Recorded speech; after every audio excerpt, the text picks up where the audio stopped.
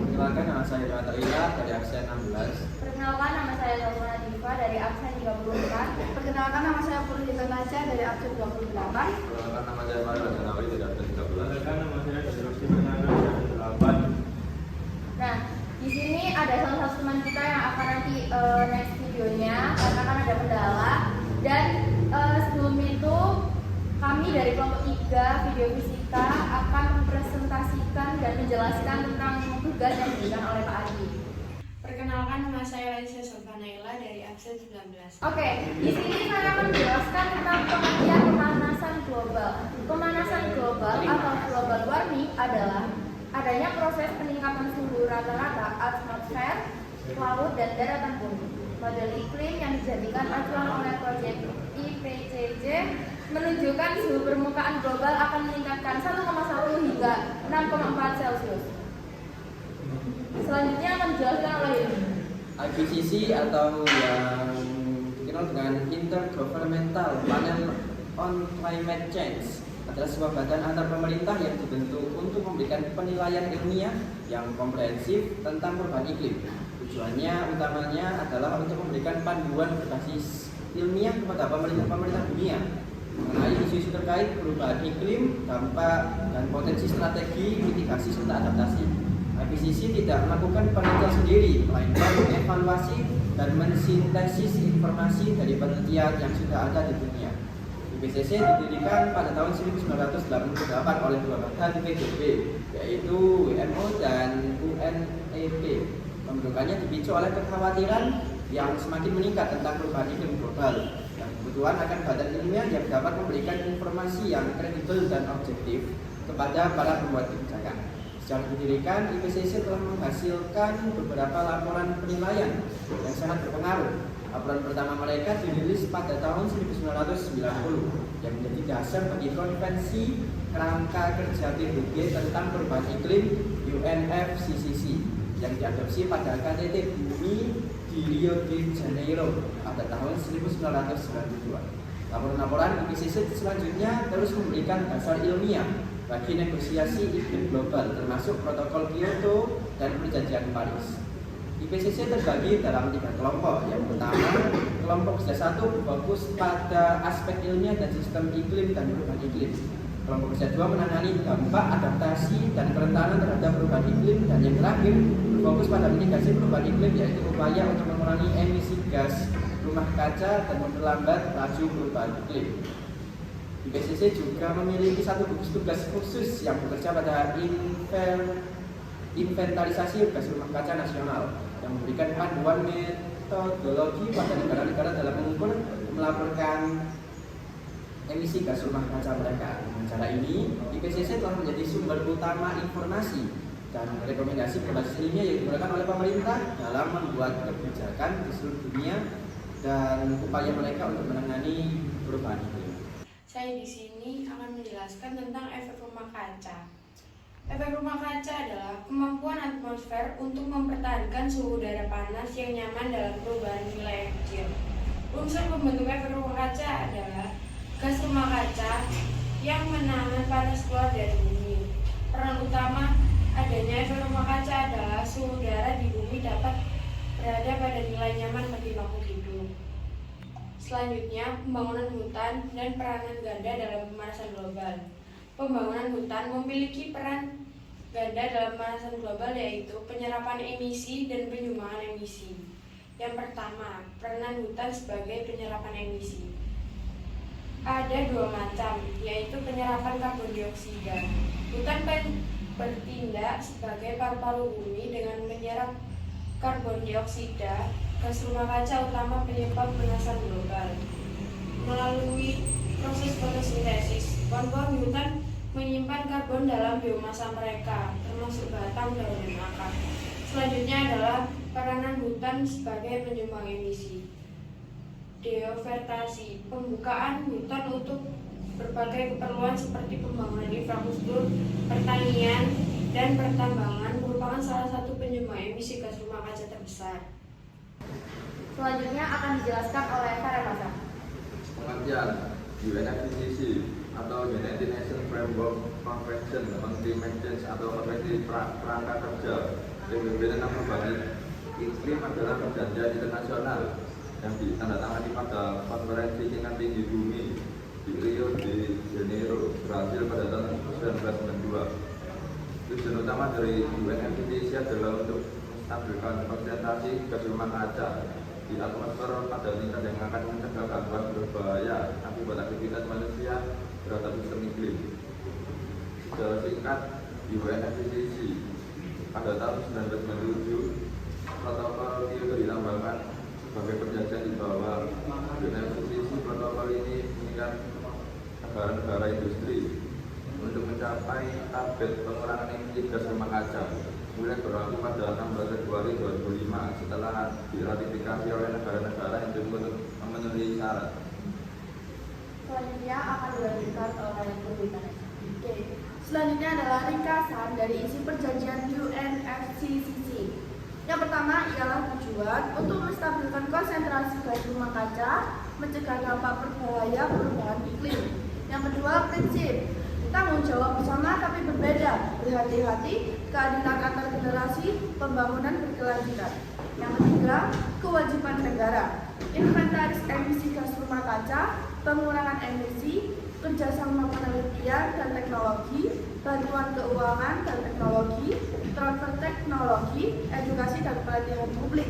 Yang keempat, lembaga, konferensi para pihak COP, Sekretariat UNFCCC, Badan Penasehat Ilmiah tentang Perubahan Iklim, Badan Implementasi Mekanisme. Yang kelima, Perjanjian Paris, membatasi kenaikan suhu global hingga jauh di bawah 2 derajat Celcius, idealnya 1,5 derajat Celcius. Selanjutnya akan dilanjutkan oleh Danilo. Gas rumah kaca juga dikenal sebagai GRK adalah gas-gas di atmosfer bumi yang menyebabkan panas pada siang hari. Sinar matahari menembus atmosfer pada menghangatkan permukaan bumi. Pada malam hari permukaan bumi mendidih dan mengakibatkan panas kembali ke udara. Selanjutnya, untuk pengaruh transportasi terhadap pemanasan global terutama disebabkan oleh emisi gas rumah kaca dari kendaraan bermotor seperti karbon dioksida CO2 dan nitrogen oksida NOx. Industri juga menyumbangkan dalam hal ini melalui proses produksi yang menggunakan energi fosil dan menghasilkan limbah radioaktif. Sementara itu, pembangunan hutan yang tidak berkelanjutan mengurangi kemampuan alam dalam menyerapkan CO2 dari atmosfer melalui proses fotosintesis yang dapat meningkatkan konsentrasi gas rumah kaca dan menyebabkan pemanasan global. Gas karbon dioksida atau yang biasa kita kenal sebagai CO2 memiliki dampak yang signifikan terhadap pemanasan global. Yang pertama adalah efek rumah kaca, adalah salah satu gas utama yang menjadi penyebab dari pemanasan global. Gas rumah kaca menyerap dan memancarkan radiasi inframerah yang menyebabkan pemanasan atmosfer bumi. Ketika sinar matahari mencapai permukaan bumi, sebagian besar energi tersebut diserap dan dipanaskan. Yang kedua adalah peningkatan konsentrasi CO2. Sejak revolusi industri, konsentrasi CO2 di atmosfer telah meningkat sebanyak signifikan akibat aktivitas manusia seperti pembakaran bahan bakar fosil, batu bara, minyak, dan gas alam, deforestasi, dan berbagai proses industri. Yang ketiga adalah perubahan iklim. Pemanasan global disebabkan oleh peningkatan karbon dioksida menyebabkan perubahan iklim yang mencakup perubahan pola cuaca. Peningkatan frekuensi dan intensitas cuaca ekstrim seperti badai gelombang, panas, dan banjir, serta perubahan ekosistem. Ini berdampak pada pertanian, kesehatan manusia, kelangkaan air, dan keanekaragaman hayati. Yang keempat, melelehkan es dan meningkatkan permukaan laut. Pemanasan global yang disebabkan oleh karbon dioksida ini juga menyebabkan pencairan es di kutub dan gletser yang berkontribusi pada peningkatan permukaan air laut. Dan yang terakhir, pengasaman laut. Selain menyebabkan pemanasan, peningkatan kadar CO2 ini juga diserap oleh lautan, menyebabkan pengasaman laut. Pengasaman laut dapat mengganggu kehidupan laut tentunya, khususnya organisme dengan cangkang kalsium karbonat seperti kerang dan karang yang kesulitan membentuk cangkang mereka dalam kondisi yang lebih asam. CFC digunakan dalam pembuatan freon, pendingin ruangan, kulkas, dan juga air spray. CFC memiliki dampak negatif terhadap lingkungan, yaitu CFC dapat mengakibatkan lubang pada lapisan ozon bumi karena CFC akan naik ke ozon dan akan mengikat ozon sehingga akan terbentuk lubang di lapisan ozon. Oke, jadi HFC memiliki potensi pemanasan global yang tinggi. Meskipun lebih rendah dibandingkan CFC, artinya HFC masih berkontribusi pada pemanasan global jika dilepaskan ke atmosfer. Untuk dampaknya yaitu meningkatkan efek rumah kaca. Jadi HFC menjebak panas di atmosfer, menyebabkan pemanasan global, kontribusi terhadap perubahan iklim. Pemanasan global dapat menyebabkan perubahan pola cuaca ekstrim, kenaikan permukaan laut, dan perubahan ekosistem. Amandemen 3 adalah perubahan terhadap protokol Montreal yang bersih pada tanggal 15 Oktober 2016 di Kigali, Rwanda. Amandemen ini dirancang untuk secara bertahap mengurangi produksi dan konsumsi hidrofluorokarbon atau HFC yang merupakan kelompok gas rumah kaca dengan potensi kematian global yang sangat tinggi. Meskipun HFC tidak merusak ozon, mereka adalah rumah kaca yang sangat kuat dengan potensi kematian global yang jauh lebih besar dibandingkan dengan karbon dioksida. Untuk dampak pencairan es kutub akibat pemanasan global, yang pertama adalah dampak lingkungannya, naiknya permukaan laut. Es yang mencair di kutub menambah volume air laut, menyebabkan banjir di daerah pesisir, erosi pantai, dan mengancam pulau-pulau kecil. Yang kedua, perubahan arus laut. Pencairan es kutub dapat mengganggu pola arus laut yang dapat berdampak pada iklim regional dan global. Untuk upaya penanggulangannya yaitu pertama, pengurangan emisi gas rumah kaca, yang kedua, adaptasi terhadap perubahan iklim. Selanjutnya yaitu untuk dampak pemanasan global dan penanggulangannya untuk tenggelamnya pulau kecil. Yang pertama, dampak pemanasan globalnya ialah pertama, naiknya permukaan laut, yaitu mencairnya es di kutub dan gletser gunung menyebabkan kenaikan permukaan laut. Hal ini dapat menenggelamkan pulau-pulau kecil, mengikis garis pantai, dan memperparah banjir di daerah pesisir. Yang kedua yaitu perubahan pola cuaca. Pemanasan global menyebabkan perubahan pola cuaca yang lebih ekstrim, seperti badai, kekeringan, dan gelombang panas. Hal ini dapat merusak infrastruktur, merugikan sektor pertanian, dan membahayakan kesehatan manusia. Untuk penanggulangannya ialah mitigasi perubahan iklim, yaitu upaya global untuk mengurangi emisi gas rumah kaca sangat penting untuk memperlambat kenaikan permukaan laut. Frekuensi dan intensitas El Nino. Pemanasan global dapat meningkatkan frekuensi dan intensitas El Nino yang ditandai dengan pemanasan air laut di Pasifik Tengah dan Timur. Hal ini dapat menyebabkan kekeringan yang lebih parah di beberapa wilayah seperti Australia, Indonesia, dan Amerika Selatan bagian barat, serta curah hujan yang lebih tinggi di wilayah lain seperti Amerika Selatan bagian utara dan Amerika Serikat bagian barat. Frekuensi dan intensitas La Nina. Pemanasan global juga dapat mempengaruhi La Nina yang ditandai dengan pendinginan air laut di Pasifik Tengah dan Timur. La Nina dapat menyebabkan curah hujan yang lebih tinggi di beberapa wilayah seperti Australia Timur dan kekeringan yang lebih parah di wilayah lain seperti Amerika Selatan bagian utara. Perubahan pola curah hujan. Pemanasan global dapat mengubah pola curah hujan secara global yang dapat memperburuk dampak ENSO. Misalnya El Nino dapat menyebabkan kekeringan yang lebih parah di wilayah yang sudah mengalami kekeringan, dan La Nina dapat menyebabkan banjir yang lebih parah di wilayah yang sudah rawan banjir. Rumah kaca terbesar. Selanjutnya adalah pembusukan sampah organik dan peranannya dalam pemanasan global. Pembusukan sampah organik, terutama sisa makanan dan bahan tanaman, menyampaikan peran penting dalam meningkatkan emisi gas rumah kaca, terutama gas metana, karbon dioksida yang berkontribusi terhadap pemanasan global. Proses pembusukan ada 4, yaitu dekomposisi, anaerobik, metana dan dampaknya, karbon dioksida dan dampak karbon dioksida. Faktor yang mempercepat pembusukan adalah tingginya kandungan air dan suhu tinggi. Upaya mengurangi emisi dan pembusukan sampah organik dengan pengurangan sampah organik dan pengomposan. pengolahan sampah di TPA. Selanjutnya adalah peran pertanian dalam peternakan dalam pemanasan global. Pertanian dalam peternakan merupakan dua sektor penting dalam menyediakan pangan bagi manusia. Namun kedua sektor ini juga memiliki dampak signifikan dengan pemanasan global, terutama melalui emisi gas rumah kaca. Emisi gas rumah kaca dari pertanian, yang pertama metana, yang kedua karbon dioksida, dan yang ketiga nitrogus oksida. Dampak emisi gas rumah kaca, yang pertama meningkatkan suhu bumi, yang kedua kerusakan ekosistem.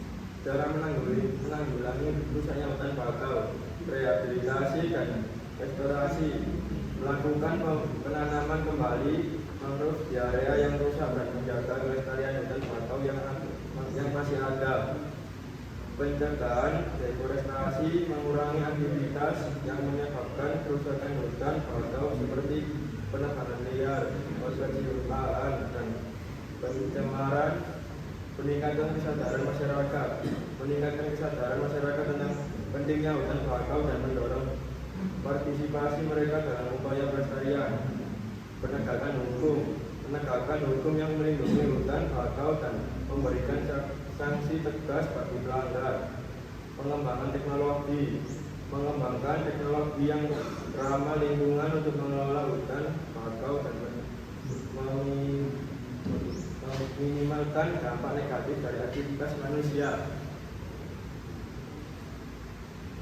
Nah, selanjutnya untuk penanggulangan dampak pemanasan global melibatkan berbagai tindakan, termasuk yang pertama mengurangi emisi gas rumah kaca dengan beralih ke sumber energi terbarukan, meningkatkan efisien energi dan mengurangi penggunaan bahan bakar fosil. Yang kedua, memperkuat kebijakan perlindungan lingkungan dan pengurangan emisi di tingkat lokal, nasional, dan global. Nomor 3, mendorong adaptasi terhadap perubahan iklim dengan membangun infrastruktur yang bertahap perubahan iklim, meningkatkan sistem peringatan dini, dan mengembangkan strategi adaptasi di berbagai sektor. Yang keempat, melindungi dan memulihkan ekosistem yang berperan dalam menyerapkan karbon seperti hutan, lahan basah, dan lahan gambut. Nomor 5, meningkatkan kesadaran dan pendidikan masyarakat tentang dampak perubahan iklim serta mendorong tindakan individu dan kolektif untuk mengurangi jejak karbon. Nomor 6, mengurangi limbah plastik untuk meningkatkan daur ulang untuk mengurangi dampak polusi dan pemanasan global yang disebabkan oleh limbah non biodegradable. Nomor 7 yang terakhir, mendukung penelitian dan inovasi dalam teknologi hijau dan solusi adaptasi yang dapat membantu mengurangi dampak pemanasan global. Berikut beberapa kesepakatan internasional utama yang membahas tentang pemanasan global. Yang pertama, Konvensi Kerangka Kerja PBB tentang Perubahan Iklim yang dilatar belakangi oleh diadopsi pada Konferensi PBB tentang Lingkungan dan Pembangunan KTT Bumi di Rio de Janeiro, yang bertujuan menstabilkan konsentrasi gas rumah kaca di atmosfer pada tingkat yang akan mencegah gangguan antropogenik berbahaya terhadap sistem iklim. Yang kedua, Protokol Kyoto 1997 dilatar belakangi oleh Kesepakatan Kyoto di Jepang dan mulai berlaku pada 2005 yang bertujuan mengikat negara-negara industri untuk mengurangi emisi gas rumah kaca sebesar rata-rata 5% di bawah tingkat tahun 1990 selama periode 2008 hingga 2012. Yang ketiga, amandemen Doha terhadap Protokol Kyoto 2012 disetujui oleh Doha, Qatar, yang bertujuan memperpanjang komitmen Protokol Kyoto hingga 2020 dengan target pengurangan emisi baru. Dan keempat, Perjanjian Paris 2015 diadopsi pada Konferensi Perubahan Iklim di PBB ke-21 di Paris, yang bertujuan menjaga peningkatan suhu global abad ini jauh di bawah 2 derajat Celcius di atas tingkat pra-industri, serta berupaya membatasi kenaikan suhu hingga 1,5 derajat Celcius.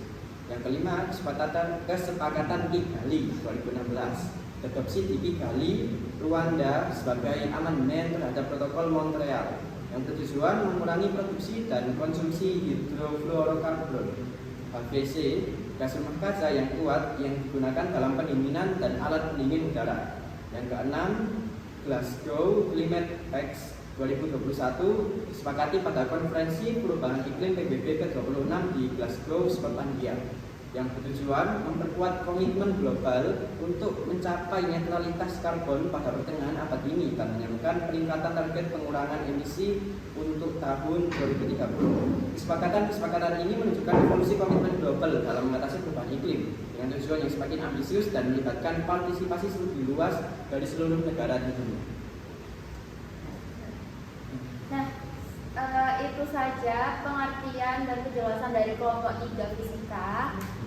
Sebelumnya mohon maaf jika ada salah kata. Terima kasih telah menonton video kami sampai akhir. Wassalamualaikum warahmatullahi wabarakatuh.